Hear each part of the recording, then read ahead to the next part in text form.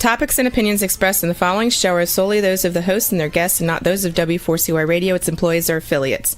We make no recommendations or endorsements for radio show programs, services, or products mentioned on air or on our web. No liability, explicit or implied, shall be extended to W4CY Radio or its employees or affiliates. Any questions or comments should be directed to those show hosts.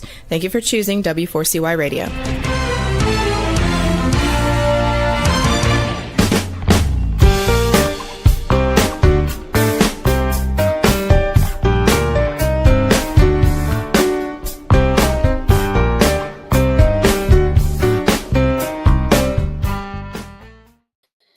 Hello and welcome to the Connected Table Live. We're your hosts, Melanie Young and David Ransom, your insatiably curious culinary couple. We love traveling the world to bring you the amazing people, places, wines, and foods that we experience so you can experience them with us.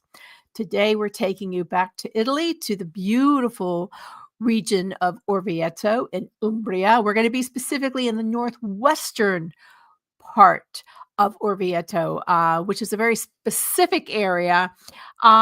There's a term for it. What is it, David? It's like Toshi or something. We'll ask our guests. Tuscia. It's a certain special region that we're going to talk about with our guest, who's Giulia de Cosimo, who is a family owner of Argillae, a winery in this region that was started by her grandfather in 1993, and now she is overseeing it. We had the great pleasure of spending time with Giulia and Argillae and learned so much about the soil and what makes these wines. I think it was our first winery visit when we went to Orvieto on that trip. Yeah. So that one, the first one's always the one that just goes, wow. This was the trip back in June. We've been to Umbria a couple of times, and we've been to Orvieto a couple of times, but this is the first time we really delved into the winemaking in the region. It was actually really my deep dive. First. So we're going to be joined by Giulia de Cosimo, who I said is now overseeing the winery. So welcome. Let's bring her on. Ciao Melanie. Ciao David. Buonasera. Ciao. Yes, it is afternoon, actually probably evening for you. So thank you for taking time out of your evening to join us. And for our viewers, the backdrop we have is actually in the cellar at Argillae with some of the clay amphora, which we're going to talk about, because we learned that the word Argillae means clay, correct? Yes. It's the Latin word for clay. Well, that's a great way to dive deep into which has a lot to do with the entire region. Really, there's a lot of clay in that region and a lot of fossils and whatnot, and that really helps make the wines unique. Yeah, there's a lot of unique things about the wine. But I think what we really should do is, Giulia, why don't we get to know you a little bit? Why don't you tell us your family story and how Argillae came to be?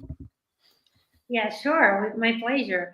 It's not a long story, as you know, because you've been here for many days and you visited many cellars.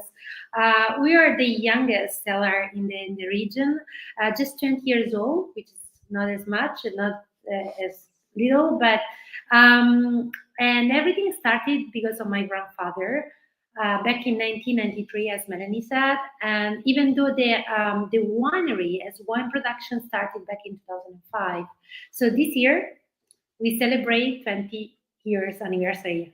So it's a big achievement for us. And everything started because my grandfather he was very passionate about wine. And let's say he was somehow connected with the wine, because the main business of my family is still the spirits production. And he was a great entrepreneur in the past. He created one of the largest Italian distillery in the south of Rome, in a small town called Anagni, 1 hour in the south of Rome. And still today, my family is involved in this business, which is spirits production, so grappa, brandy, liqueurs in general. And at the end of his career, when he was, let's say, it was about, I think, if I'm not wrong, 70 years old, he decided that he wanted to have also his own cellar, his own wine production, because as you know, grappa and wine are connected, because grappa is produced through the leftovers of the winemaking. The pomace. Yes. Thomas, exactly. What we call it in Italia, vinaccia, in English, pomace. So what remains after we squeeze the grapes, so a little bit of skins, seeds, pulp. This is the input for the distillation process for producing grappa. So my grandfather traveled all his life for purchasing grappa for his business, the spirits. He fell in love with the wine, of course, and he decided at the end of his career to have its own winery and to produce its own wine, and he made it here in Orvieto. At that time, 1993, were there, because we visited, it's remote. You're kind of in a remote area. Were there wineries in that area? Yes, we are 20 minutes drive from Orvieto in the northwest part of Orvieto. Uh-huh. Actually, Argillae is located at the very the border with Tuscany. 20 minutes also from the cellar that is San Casciano dei Bagni, so we're in Toscana. So talking about the Orvieto appellation, within the Orvieto DOC appellation, Argillae is the northern, how do you say in English, northern, the winery which is located at the very border with the northernmost, you say, northernmost location, and in where we are, the place is full of clay. That's the reason why we decided to name the cellar after the soil, because it's very much important. Consider that in some parts of the vineyards we reach almost 50% of clay in the soil composition. 50%. That's a lot. That's a lot. What is the other 50%?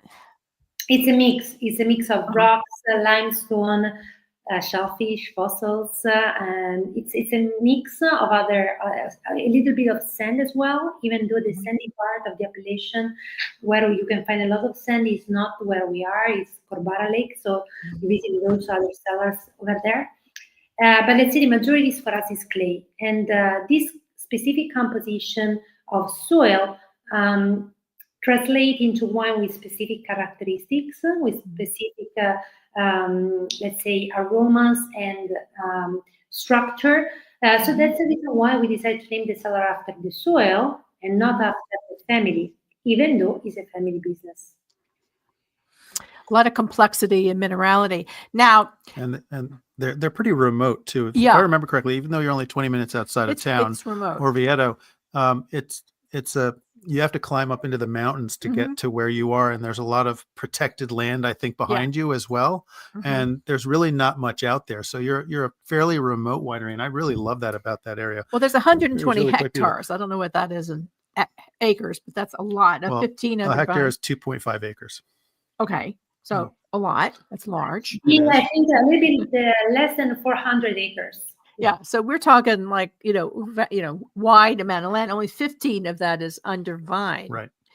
So that's really interesting. Now, and I looked back at my notes, and it is called Tuscia. Tuscia, so, Tuscia. It's the corner region of Tuscany and Umbria. It's like unincorporated special area. Now, what we learned when we visited the Orvieto region is this area was underwater, under the sea for a long time. And so the marine particles are significant. I think you have one that you are going to show us that you found. It's kind of like, wow. It's a new founding. What is that? That's like it's a giant oyster shell. It's a giant oyster shell or a mollusk of some kind. Wow. Honestly, I don't know. I just found this new fossil 10 days ago. So it's a new founding, but our soil is full of these marine fossils from the Pliocene age. Because as you said, 1.8 million years ago, all this part of Umbria was completely covered by the sea level.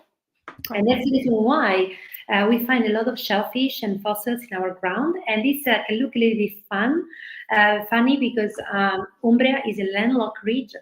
So we don't have the beach now, but we used to have beautiful beaches in the past.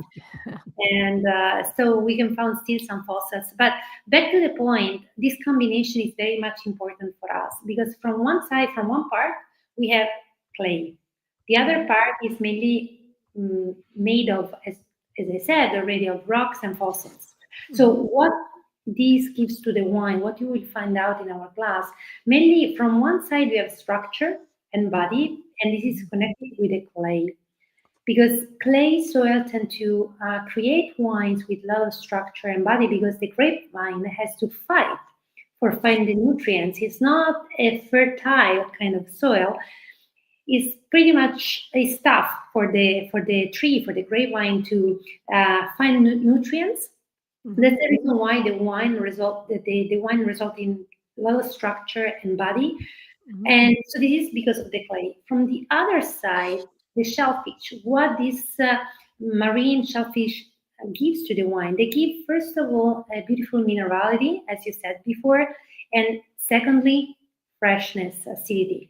Because this composition, which is actually, to be totally honest, is not just fossils, is what we call in Italiano scheletro, probably in English skeleton. So it's a mix of shellfish, rocks, limestone, all this texture help us in balancing the pH level in the soil, and this is also in the wine. So we work basically with very low pH.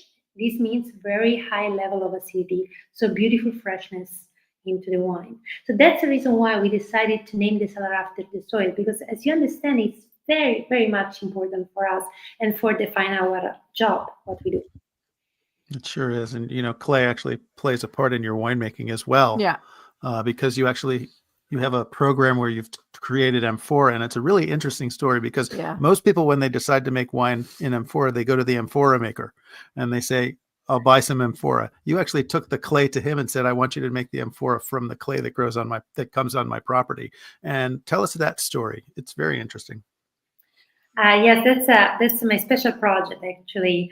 I took over. I came here in Umbria. I moved to Umbria back 10 years ago.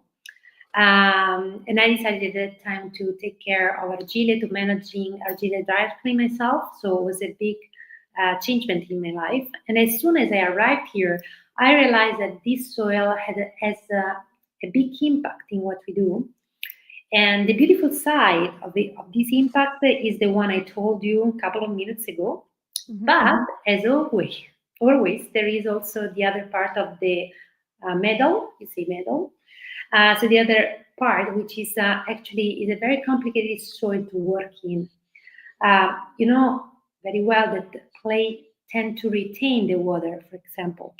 So, for example, in April, in March, during the springtime, when it rains a lot, we have many problems in working the field, in entering back into the field with our tractors, with our machines, because everything is like a mold. It's very easy to remain stuck into the soil for the tractor. So this is, for example, a negative side, of the clay.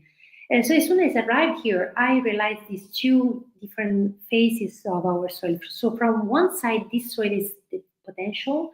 So it's our big potential for creating amazing wines. But from the other side, it's somehow our limit, especially for working. So starting from this point, I thought, why not to have my soil as the material for creating the base where I can ferment and age my wines. So with this idea, I thought, wonderful. I'm in Umbria. It's full of pottery makers everywhere. You visited Orvieto, so you know that pottery is a beautiful craftsmanship here in this part of Umbria. So it's easy to find pottery makers.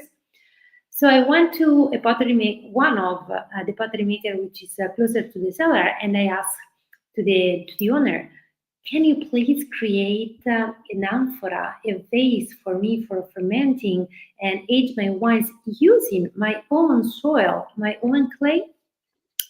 And you know what he said? No, Giulia, I'm sorry. I can't use your clay. And I said, why? You are just 20 minutes drive from my winery and you use your clay for producing beautiful pavement, beautiful vases, beautiful potteries. Why you can't use mine for producing an amphora for me? And he said, first of all, because you have to go to a professional pottery maker specialized in amphora for wine production, because it's a very complicated piece of art to create. It's not that easy. You have to have capabilities and expertise for creating this big vase for fermenting the wine. Sorry.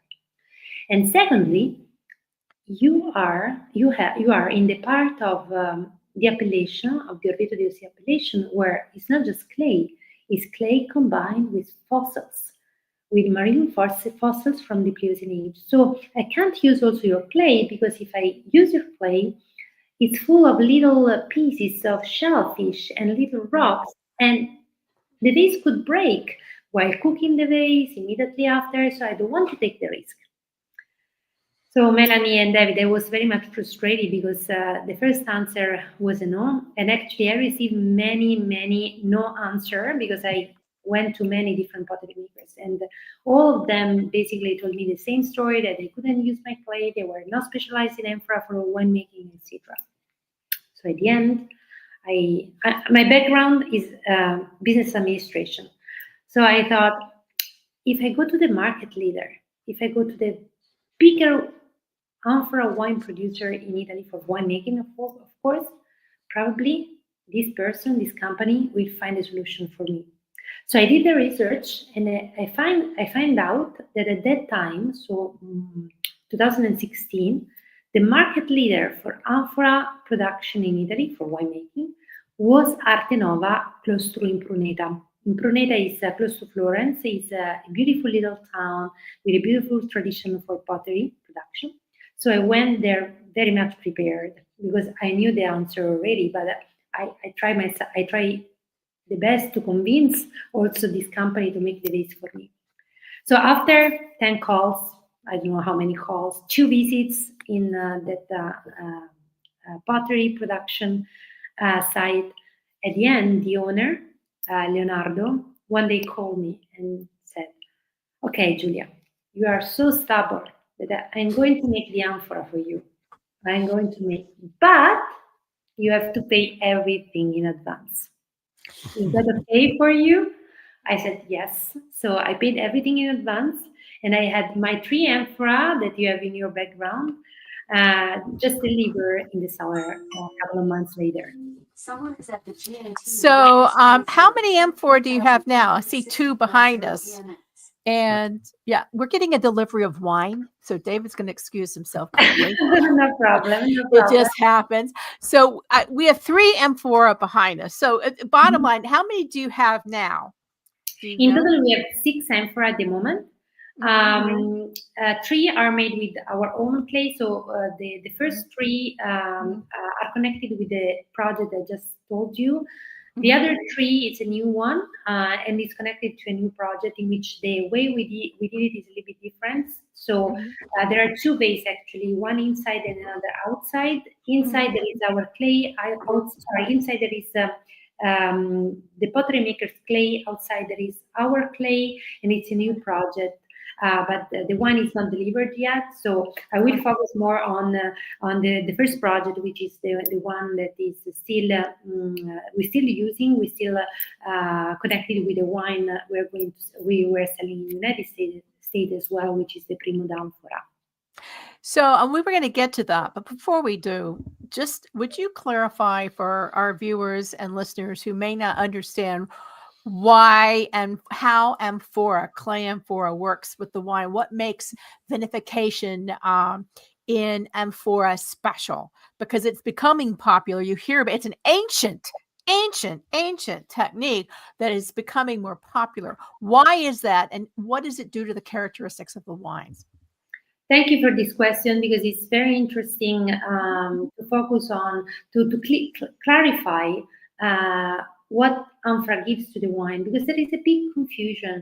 A lot of people, also professionals, sommeliers, wine sellers, wine importers, distributor, many people are talking about amphora and wine in amphora, but there is a big confusion on what amphora gives to the wine, what doesn't give to the wine. So it's a good opportunity for me to specify, to make it clear somehow. And to describe the amphora, I normally use this example. Amphora for the wine production is just in between stainless steel tanks and barrels. What I mean in between, like the stainless steel tank, amphora is neutral. It doesn't add any flavor into the wine. But like the oak, like the barrels or the big oak cask, the amphora is porous. A little bit less compared to the barrels, but still oxygen coming in and out the amphora. Right. So having a wine fermented and aged in amphora means that we have a lot of complexity, which is not added by the vase, by the container, by the vessel, but is naturally developed through oxygenation. Mm-hmm. So it's a little bit different. Let's say somehow that the amphora enhance the aromas coming from the varieties because nothing is added, so nothing covered. For example, when you put a wine in the barrels, you know that you will lose 20, 25, 30, depends on the barrels, 20, 25, 30% of the aromas coming from the varieties because you will get other aromas that are the wine coming from the barrels. So the roasted aromas, the spices, the vanilla.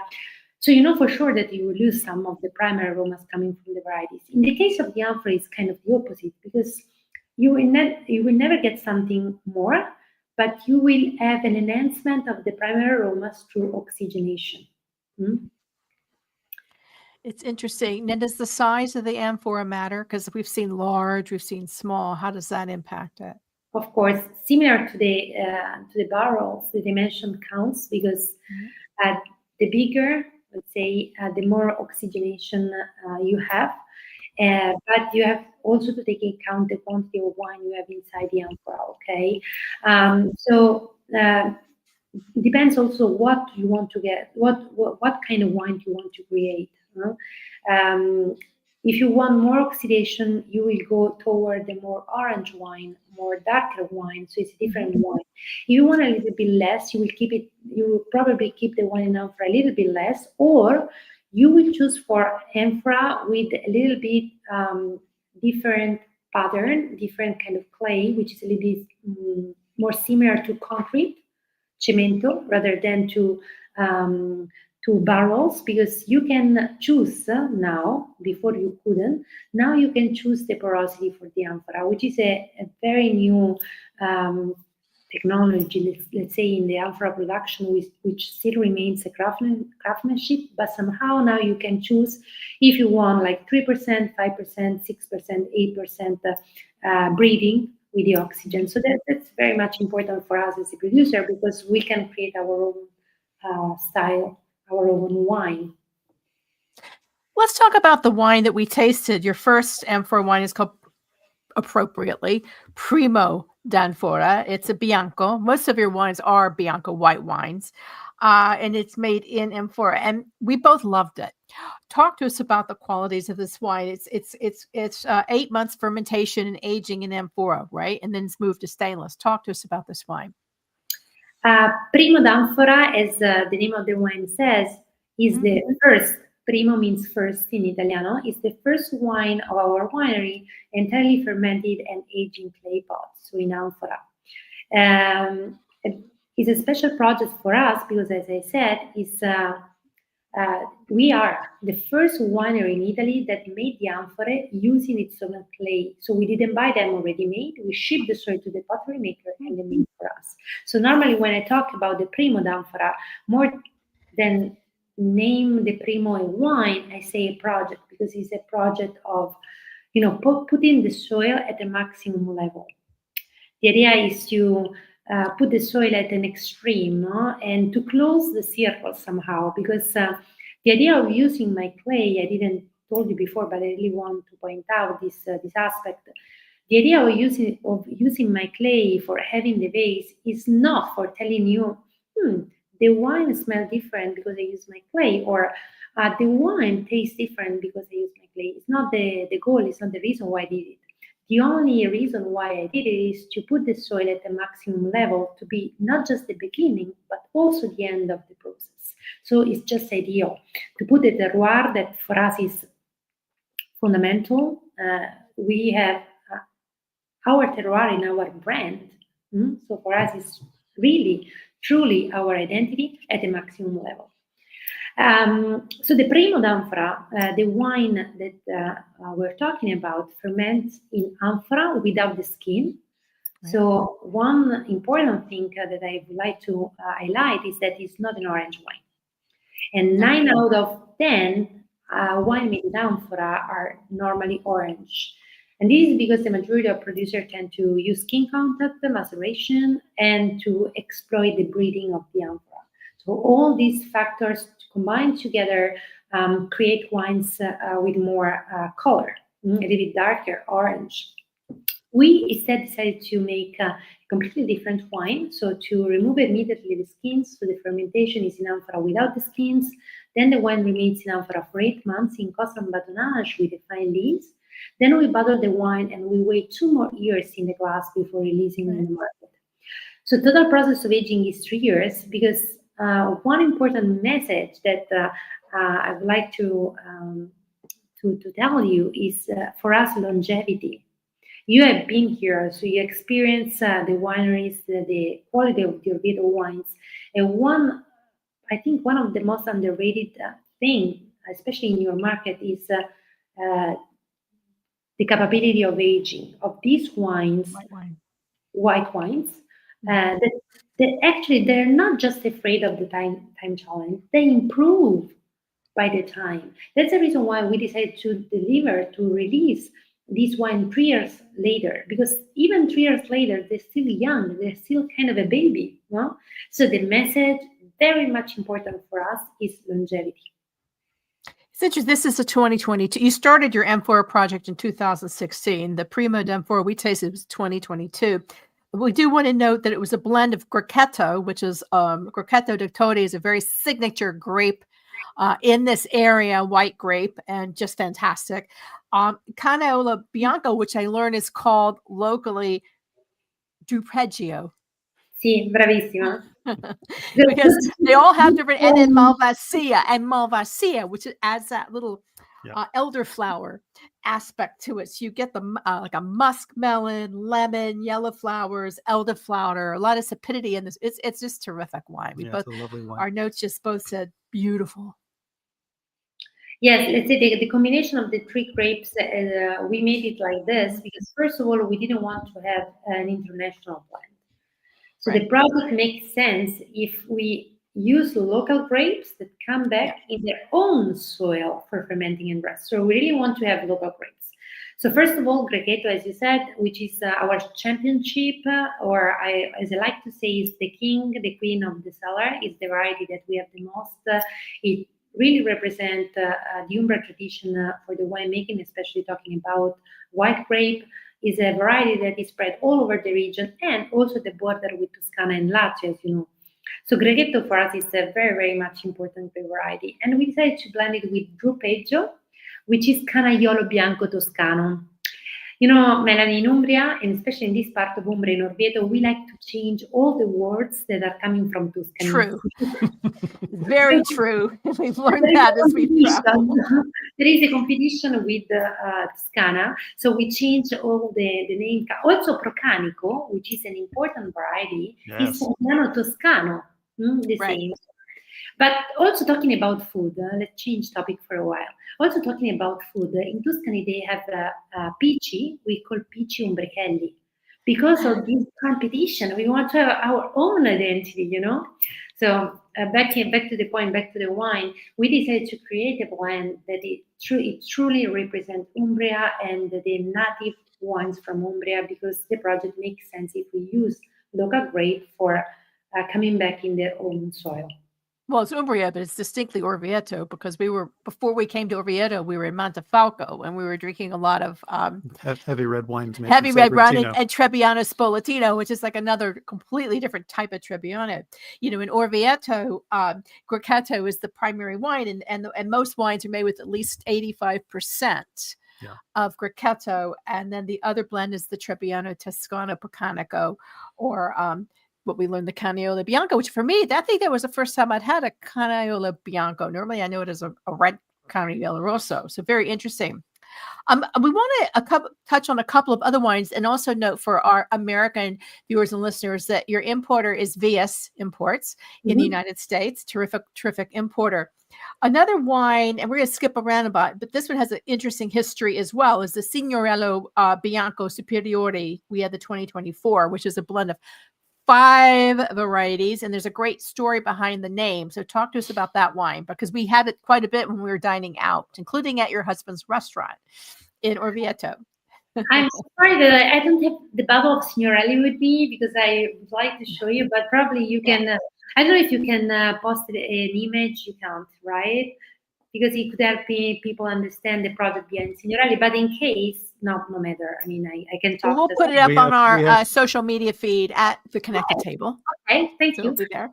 That would be very helpful for telling a little bit better the project. Let's say. He can here. Ah, brava, grande. Thank you so much. Signorelli is a project that was supposed to be limited edition project that became entered the portfolio of Argillae and is with us since 3 years, and is a project dedicated to Luca Signorelli. Luca Signorelli is the most important painter of Orvieto. He painted the Cappella di San Brizio inside the Duomo of Orvieto, so one of the most beautiful masterpieces that we have in our town. Over there you can find a beautiful Apocalypse, a beautiful Final Judgment, which was the best one, so the most beautiful one, before the one of Michelangelo. Then Michelangelo came with the Sistina. He did, of course, a bigger one with more money, because the Vatican Church is richer than the town of Orvieto. But before Michelangelo, the one of Orvieto was the most important Final Judgment ever painted in the history of the Renaissance. So you understand how much important is for us Luca Signorelli, who's the painter. And since 3 years ago, we celebrated the 500 years anniversary from his death. We decided to remember the artist, dedicated him a wine and a label. So we created this special label in which you can see the face of Luca Signorelli and how we made it. This is very interesting, because this is the first label that we have created using artificial intelligence. So wow, that's an artificial intelligence image. Wow, it's great. Yes, it's artificial intelligence. So we thought about to use the artificial intelligence because Luca Signorelli has been the modern artist, because he opened the Italian Renaissance. He's among the first artists belonging to the Renaissance, closing the Middle Ages. Mm-hmm. So we thought, it could be nice for us to celebrate the artist with the most modern thing that we have today, which is artificial intelligence. So how the label is made. Making the label, we combined together 5 portraits of Luca Signorelli. And it was not difficult for us to find 5 portraits of him, because at that time, many artists used to paint themselves in the frescoes, in the painting. Right. Because, Melanie, there was no Instagram, no Facebook. So the only way for promoting yourself was to put your face in the fresco. So we combined these 5 portraits of him that we found in Orvieto and in other places, in Rome also.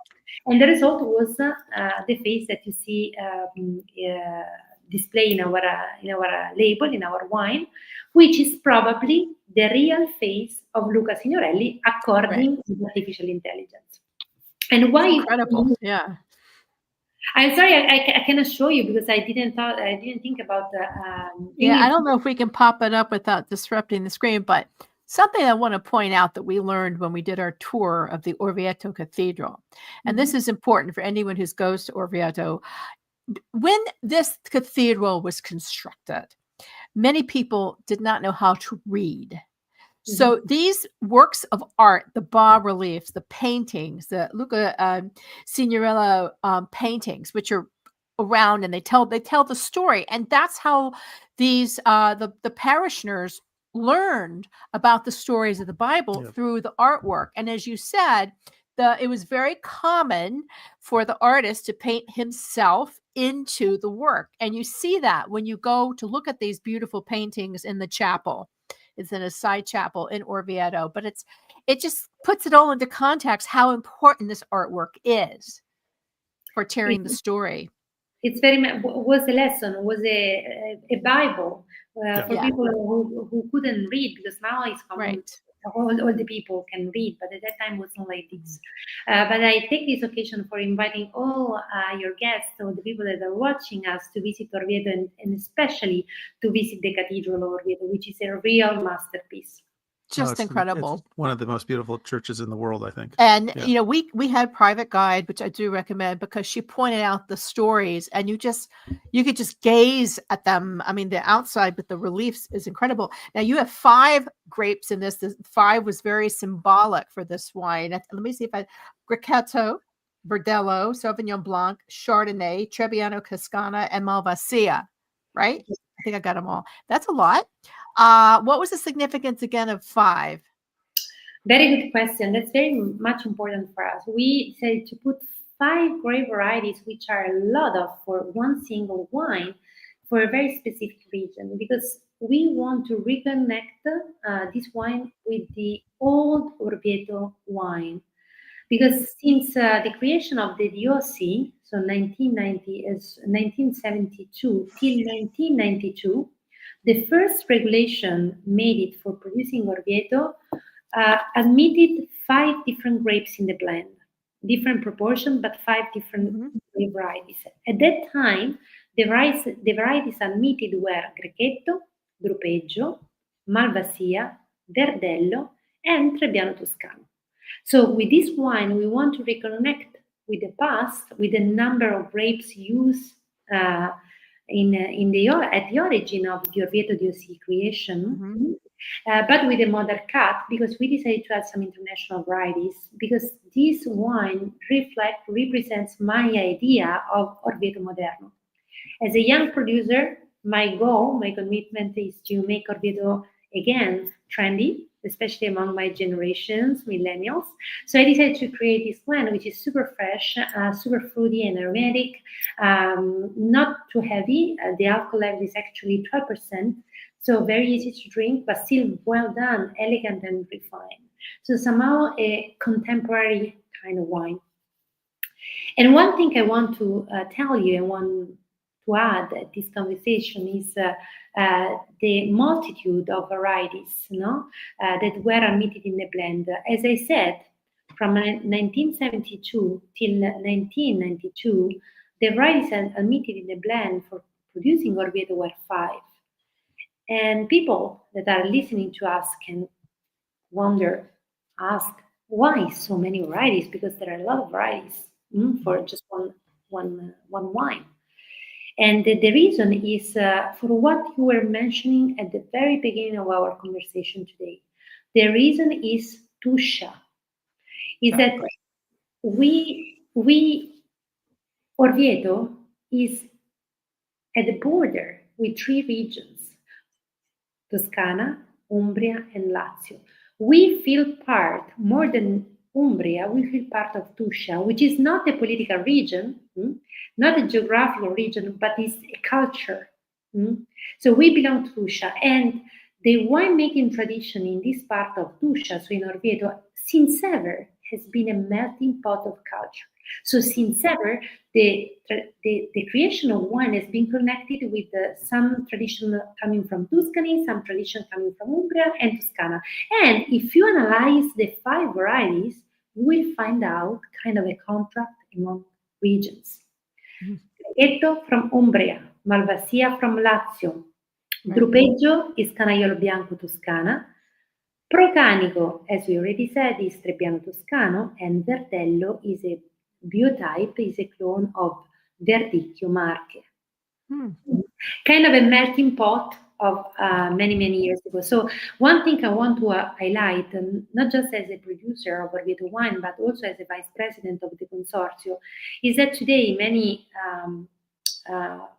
reviewers, wine critics, complain about our regulation, and they complain the fact that today you can use too many varieties for producing Orvieto, more than 40 varieties you can use for creating your wine of Orvieto. That definitely, don't take me wrong, are too much. But there is an historical reason for this. We have been since ever a melting pot of culture. So since ever here, the tradition is for blending, for putting in the same vineyard many different varieties, because the culture was a mixed culture. So somehow I would like to justify this the Orvieto today, which is the reflection of the past of this culture of blending many different cultures together. That's the significance of Orvieto wines too. It is the region as a rule must be blend. Exactly. If you make a single variety in a wine and make it 100%, it has to be an IGT. Exactly. It can't be a DOC wine. So they do blends. They've always done blends. Yeah. And I think it's interesting that they did it, I think, originally, as you stated, because they were co-planting the vines all together in the vineyard. Exactly. To create, because they knew they were going to make a blend. They weren't trying to separate them. And that still goes on today as they replant vineyards. They're not planting them necessarily to one variety. They're still co-planting in the same vineyard, different vines. Right. Yes. The blend was made in the field. Now, honestly, the majority of the blend is made in the cellar. Right. So the case of mixed vineyard are not as common, but still you can find some. Like you mentioned, there's some that are doing it. Yeah. Also, in my property, we still have some old vineyards and we still keep them. But at that time, so 30, 40, 50, and even more years ago, the blend was made in the field, not in the cellar like we do today. Well, I think that's a great story with the Luca di Signorelli, who is the father of colorismo, a style of painting, which is why there's 5 different colors in the bottle as well. So there's a lot of symbolism in the artwork of the bottle, because you've got the 5 different colors, you've got the 5 different blends.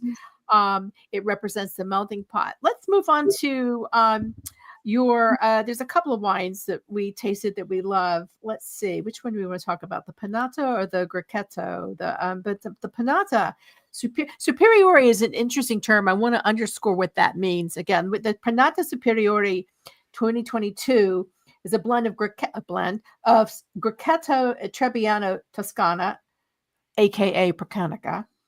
And barrel fermented in French barrique, another incredibly beautiful wine. And this is barrel fermented. Talk to us about that. And again, explain to anyone who may not be aware what superiore means in Italian terms. Superiore in most of the regulation, and also in this case, is connected with the level of alcohol. So in this case, for calling this wine superiore, Orvieto Classico Superiore, the minimum level of alcohol has to be 12%. Plus, there is another rule to respect, very much important, which is the delivery, the delivery in the market.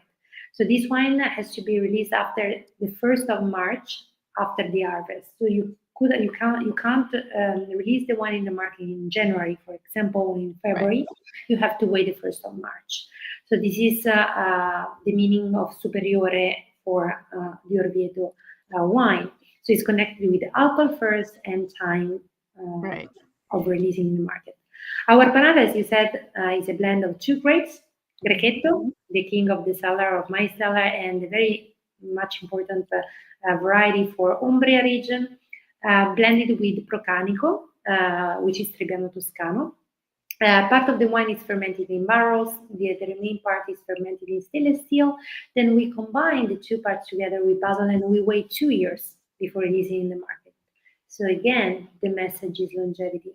What we want to tell with these white wines, the same we did for the Primo d'Anfora and as well for the Panata, that these white wines are much better through years. If you wait a couple of years, 3, 4, 5 years, even more if you can, for enjoy the wine, because they show their best just by the time. This is a gastronomic wine. That's what I had. Just very delicious. Savory, ripe grapefruit and tropical notes. Just great minerality. This definitely could, have some longer aging. And in my notes, I have Panata. The name is the name of a type of carafe from the Middle Ages. So again, a different type of, vessel, as they say. This was a beautifully gastronomic wine. A beautiful wine. Rich and silky and had great texture and flavors and minerality to it. And I have to say, Giulia, we actually ordered this a couple of times when we were out to dinner in It wasn't just at your husband's restaurant. We did it again because it was so good. That's very good for me. We've been mentioning your husband's restaurant, Trattoria da Carlo, which is in Orvieto. We had a meal there. It's terrific. That's fabulous. Everybody put it on your list. Orvieto has so many amazing restaurants. We were so blessed to spend, I think, 5 days there. Like, we were not moving around. We actually got to dine out at restaurants. It was incredible. Special shout out to the consortio for setting up our trip. You also make some other wines in Orvieto, and also you have a rosato from Maremma. We had a sparkling wine that was wonderful when we had lunch at Argillae. Where are my notes on Cento Pacento? How do you say it? Cento Pacento. Cento Pacento. That's a mouthful. Yes. And it's a Charmat style wine, right? Yes, it is Charmat method. And it's called 100%, which in English means 100%, because it's 100% made by us. It's 100% made in Argillae and 100% made through local varieties. So it's not the case of a sparkling wine made with Chardonnay or other international varieties, as most of the time happen. We decided instead to create a sparkling entirely made through local varieties, and we used a very special vineyard. I was mentioned a couple of minutes ago with David. So the mixed vineyard, in which in the same field, in the same vineyard, we have the 5 different varieties. It's a very old one. It's 6 years old vineyard. And in this vineyard, you will find out the 5 varieties that belong to the old Orvieto, so the Verdello, Grechetto, Gruppeggio, Malvasia, and Trebbiano Toscano, blended in the field. So I can't tell you the percentage of the variety because it's in the field, but in this sparkling, there are all these varieties blended together. And for us, it's a very special project because we really wanted to add back, we started 10 years ago, something like that. We wanted to add a sparkling wine in our portfolio, but we didn't want to create the regular sparkling wine. We really want to create something that could be able to speak about the region and especially about the Orvieto place. So that's the reason why we decided to use this old vineyard to create the sparkling wine. And totally honest, using this vineyard for creating the sparkling, I solved a big problem. Because one of the negative side of a mixed vineyard is that in the same field you have 5 different varieties, so you have to make 5 different harvests to take care of 5 different varieties. It's not so easy to handle.